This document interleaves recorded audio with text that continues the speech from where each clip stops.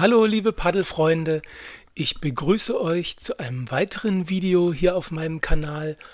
Und zwar geht es heute auf die Sieg, und zwar von Eitorf bis zu der Gaststätte Sieglinde. Hier am Siegtal-Gymnasium Eitorf, da kann man sein Auto am Wochenende ganz gut abstellen und man hat einen schönen Platz, um seine Sachen zu ordnen und das Boot aufzupumpen. Die offizielle Einstiegsstelle, die befindet sich auch gleich gegenüber unter dem Brückenbogen. Die Bedingungen sind heute zum Paddeln einfach ideal.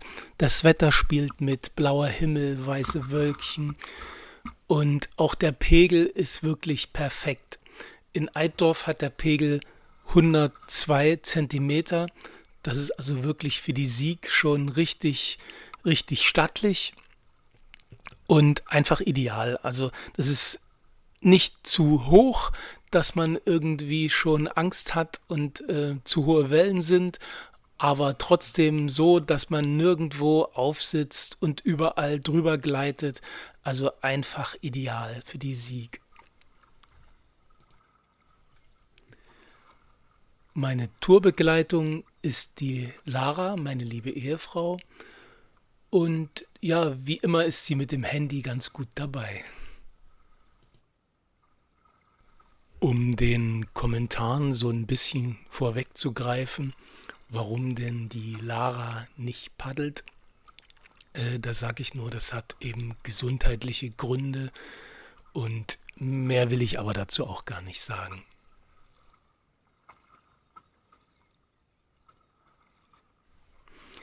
Die Sieg ist ein richtig schöner Fluss zum Paddeln. Er ist sehr naturbelassen. Da gibt es auf dem gesamten Unterlauf nur 3 Wehre, die man teilweise aber auch mit einer Bootsrutsche überwinden kann. Und ansonsten sehr viel Natur. Und auf der einen Seite hat man eben teilweise steile Hänge, auf der anderen Seite diese Wiesen, diese Auen, diese Siegauen mit sehr viel Vögeln, sehr viel Natur, obwohl, muss man sagen, man wirklich durch eine sehr dicht besiedelte Gegend fährt. Also die Gegend um Bonn-Siegburg ist wirklich richtig dicht besiedelt, aber trotzdem hat man das Gefühl, eben mitten in der Natur zu sein. Ich mag die Sieg und ich mache auch eine komplette Reihe über die Sieg, wo ich die Sieg komplett vorstellen werde. Das habe ich mir vorgenommen und habe da auch schon viele Strecken gepaddelt auf der Sieg. Hier kommen wir auch schon zur Eisenbahnbrücke Bülgenaul. Ja, je nach Pegelstand sind da natürlich unterschiedliche Bedingungen, was den Brückenschwall betrifft.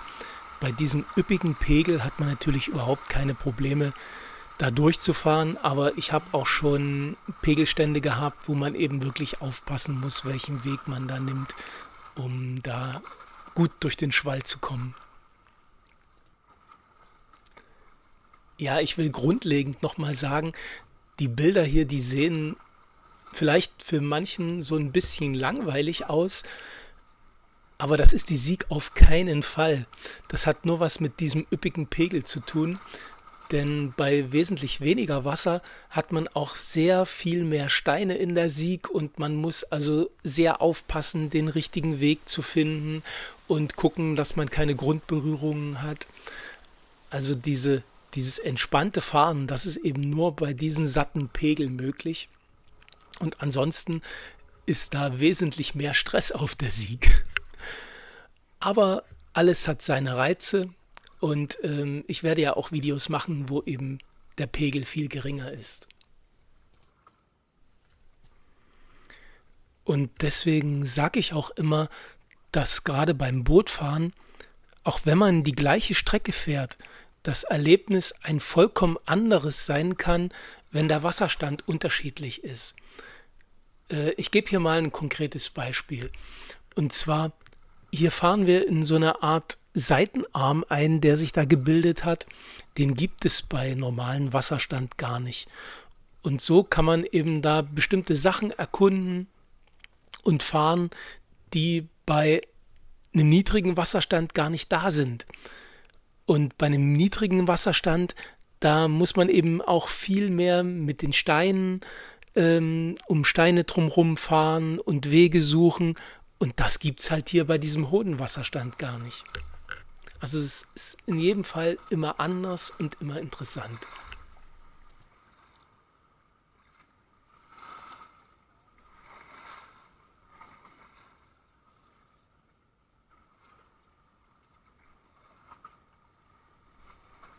Wenn man an dieser Stelle den Blick nach hinten wendet, dann sieht man die Burg Blankenberg. Die Burg Blankenberg gehört zu der Stadt Blankenberg und das ist ein Mini-Fachwerkörtchen oben auf einem Berg gebaut und richtig schön zum Spazierengehen. Auch die Burg ist sehenswert und wirklich jederzeit einen Besuch wert. Hier ist nochmal gut zu sehen, wie irre breit die Sieg bei diesem Wasserstand ist.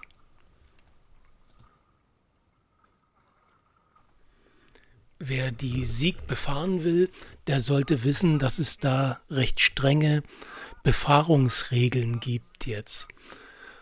Also zum einen eben dieser Mindestpegel von 30 Zentimeter in Eitorf. Und zum anderen gibt es also ein Uferbetretungsverbot. Man darf also nur an den dafür vorgesehenen Ein- und Ausstiegsstellen zum Fluss.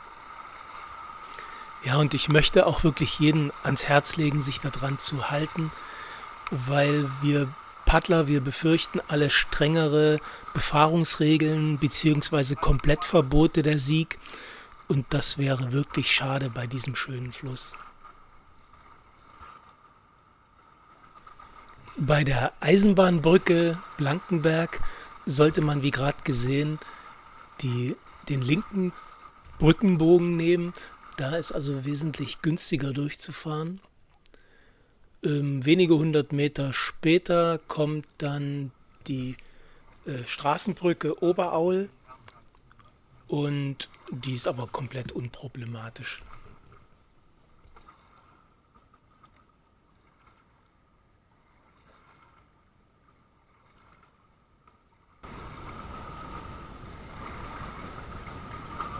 Hallo. Meint ihr, das reicht mit den Fahrkästen? Ja, heute ist Himmelfahrt und die Sieg wird dann eben oft als Herrentags-Event benutzt.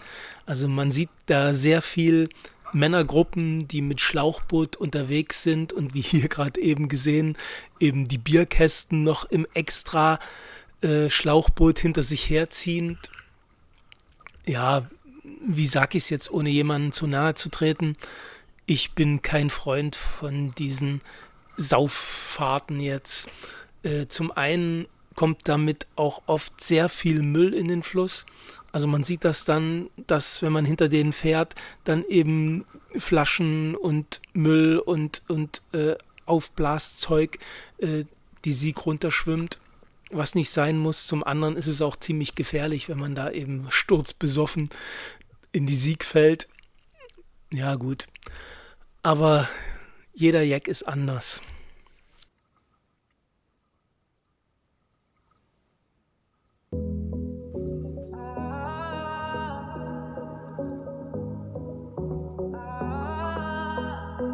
In a small town where the sun sets high, a young wanderer starts to fly.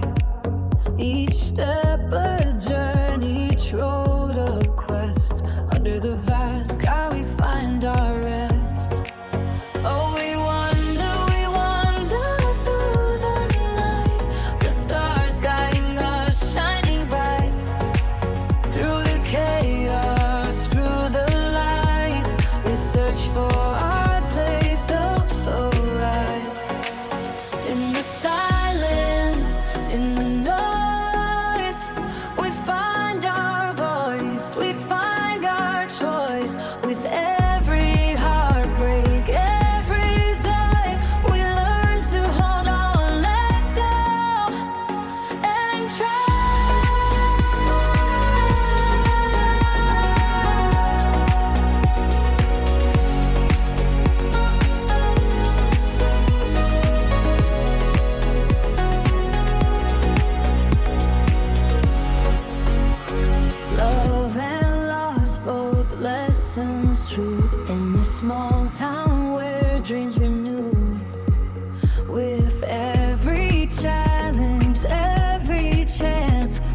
stronger we find our place among the stars. Oh, we wander through the night with stars guiding us, shining bright through the chaos, through the light. We search for our place, oh so right. In the silence, in the noise, we find our voice, we mind our choice. With every heartbreak, every joy, we learn to hold on, let go, and change.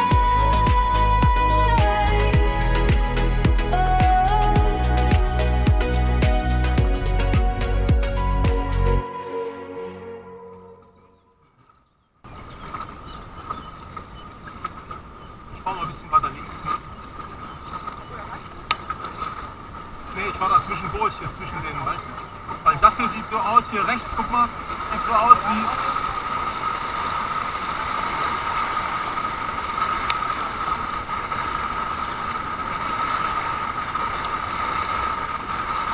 Mit der Straßenbrücke von Allner haben wir auch die letzte Etappe auf unserer kleinen Tour auf der Sieg erreicht.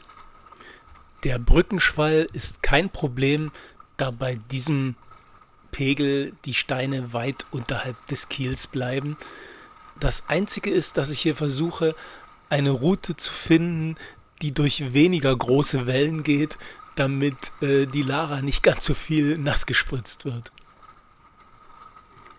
Ganz kurz darauf erreicht man dann die Autobahnbrücke in Allner.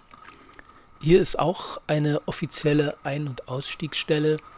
Nur ist die Stelle bei sehr hohem Wasserstand gar nicht so leicht zu erreichen, weil die Sieg hier sehr rasant dahin strömt.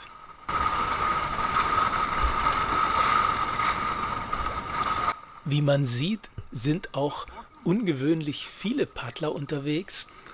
Aber das liegt natürlich auch ganz klar an den Bedingungen. Ne? Also Feiertag, Himmelfahrt und dann noch das tolle Wetter dazu und dann auch noch die guten Wasserbedingungen. Da ist natürlich klar, dass jeder, der irgendwie ein Paddelboot zu Hause hat, da das auch ins Wasser setzt heute.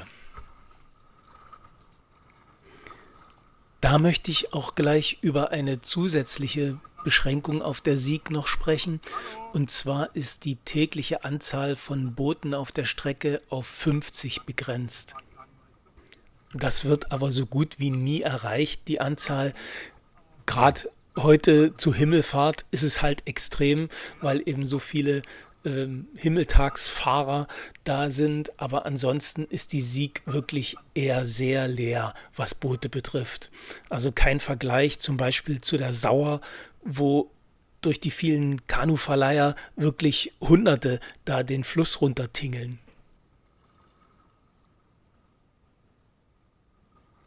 Hier haben wir auch schon die Stadt Hennef erreicht. Ja, viele beenden hier in Hennef ihre Tour einfach deswegen, weil die Bahnanbindung super easy ist. Fast den kompletten Fluss geht nebenher die Bahnstrecke Siegstrecke lang, so heißt die. Und das macht das natürlich ziemlich leicht, dass man eben eine Bootstour macht und dann mit dem Zug wieder an den Ausgangsort zurückfahren kann.